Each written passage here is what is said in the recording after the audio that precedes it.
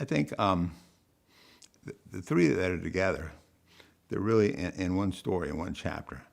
And I'll take those three because I think they kind of hang together, but I think there are a lot of other important ones as well.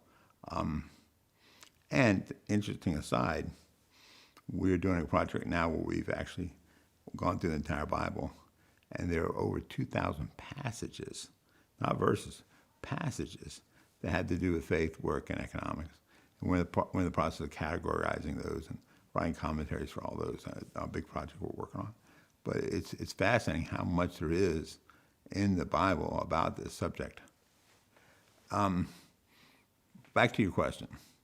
One of the things that really I struggled with, I guess, as a business person and a churchgoer and leader of my church, I would go sitting through a sermon. The pastor would say, well, you need to learn how to be content with what you got, and do the whole sermon on contentment. So then when I walked out, I would say, okay, Pastor, does that mean Monday when I go out to work, I don't try to go win that new job and bring in new people and be able to hire more people and expand my business? He'd go, oh, no, that's okay. But I said, well, I just spent 30 minutes hearing about I need to be content. No, that's just on spiritual things. That's, it's something else.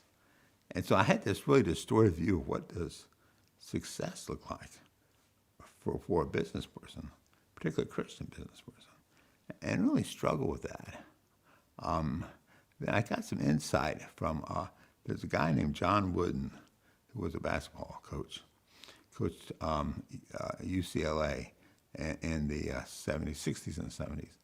And during that period, he, in 11 years, won 9 national championships in college basketball, a feat that'll never be repeated. He was truly the best in the world, right? He was just beyond good. And he was asked one time, what was his definition of success?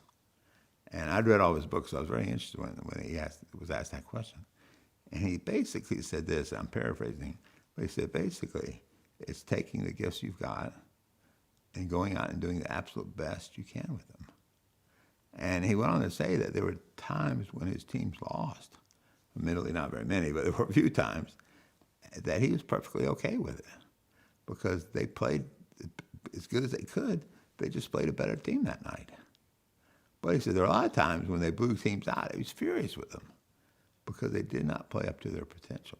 Even though they won, he could tell that they were, so this idea of success. And a lot of people don't realize that John Wooden is a very committed Christian. And so I started thinking, I wonder where he got that definition. And as I began to poke around and look at things, I think I've come up with the answer. And I never was able to ask him. He's with the Lord now, but I would like to ask him if I could. But there's a parable we're very familiar with.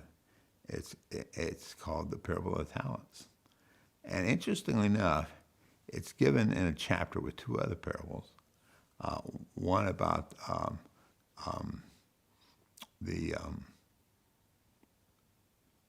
foolish virgins, wise and foolish virgins. And then the other one is really about faithfulness. It's a short parable about faithfulness.